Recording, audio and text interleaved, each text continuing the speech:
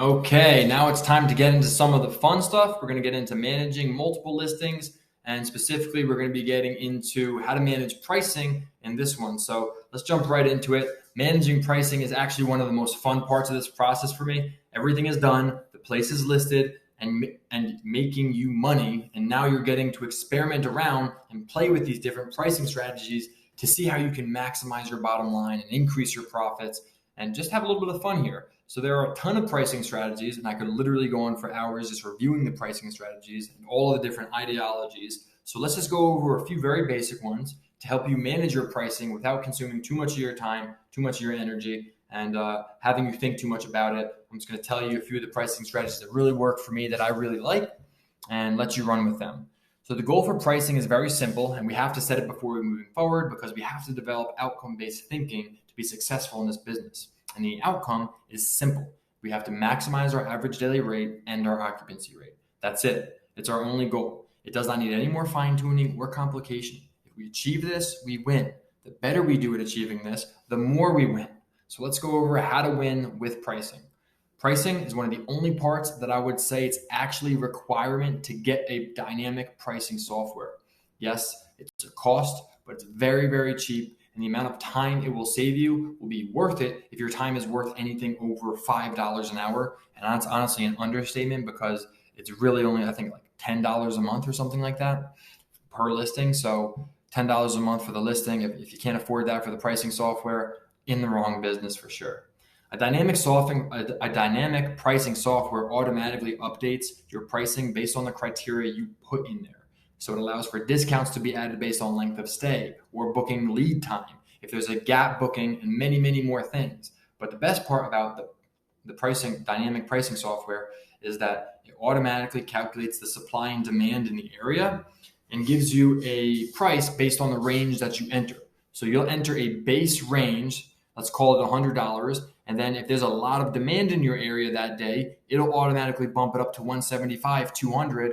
But if there's not a lot of demand in your area that day, it'll automatically drop the price a little bit in order to give you, help you get the booking in there. The basic pricing engine that I use is Price Labs. I provided a link to Price Labs for you to sign up with.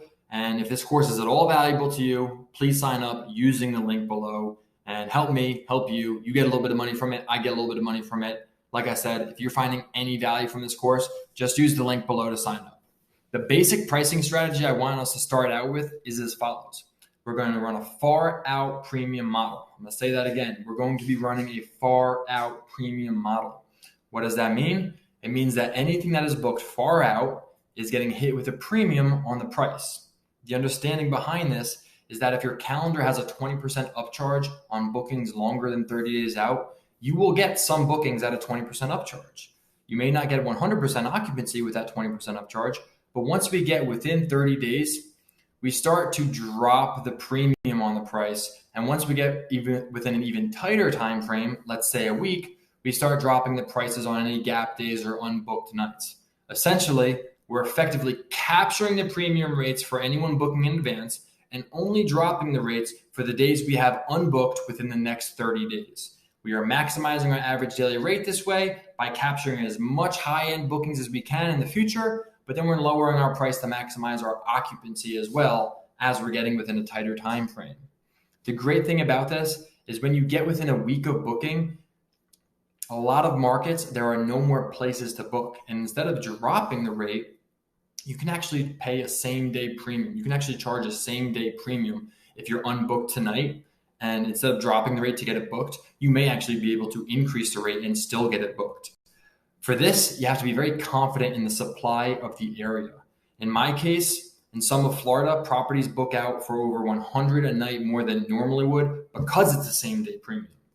Note that you only want to increase the price within the next week if you are very confident in your market and the ability to capture a booking. Over time, it's going to be very easy for you to tell, and it won't even require you to think about it. You will know that it's a packed week or a weekend and it's going to book, or you're going to know that it's going to be a little bit more of a rough weekend and you need to drop the price. You're going to get a feel for this type of thing as you go on. Managing the strategy should really only take about 20 minutes, 2 to 3 times a week max, and that should be more than enough.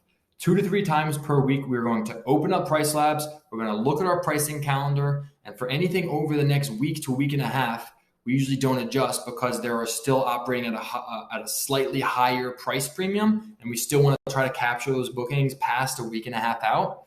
And we still have time to capture them. So let's not lower them until they're within a week and a half. Then we'll start lowering them.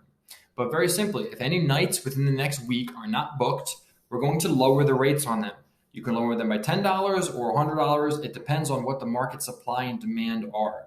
Usually a modest decrease will get a booking, and in some cases almost instantly. In some cases I go on, drop the price, and it's there immediately. Sometimes I have to drop it 2 or 3 times over the course of the next 2 days to get it booked. I recommend you open up Airbnb and do an availability check. See if there are any other units like your own to stay at and what their prices are. If you are already the cheapest unit on the market, don't lower your prices as much. You're a price leader, not a charity. So you're trying to get an idea of the demand in the market. And if there's no one else giving better rates than you, then there's no reason to drop it unless there's just not enough demand there. In most areas that we're going to be focusing, and if you're doing your research right, you should really be getting booked almost every night. You know, if you're in a seasonal place and you're in the off season, then maybe not. But like I said, in a lot of spots in my Florida properties, I don't even have to lower my price on the same day because it ends up getting booked out anyway, even if it's just for the night. You know, maybe I have to lower it a little bit, but $150 for the night is still better than nothing for the night. So lowering the price will always mean bookings. We just want to find the sweet spot of lowering the price. And what's the sweet spot? The sweet spot is enough that you feel good about the money you're making and high enough that you're confident you will keep the quality of the guest. The last thing we want is to drop the price so low that we turn to Section 8 housing alternatives. That's not what we're here for.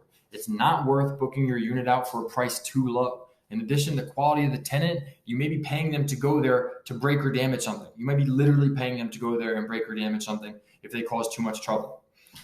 So 2 to 3 times a week is all it takes to stay on top of your pricing in a way that you have a highly, highly dynamic and responsive pricing system on your listings. And if you follow this strategy and this technique, you will get amazing results on the premiums that you are making for your occupancy rate and your average daily rate. You're going to max everything out using this method. Again, we're going to be capturing everything up front from the far end. If you don't shoot, you don't score. So the idea is let's shoot a bunch when it doesn't matter.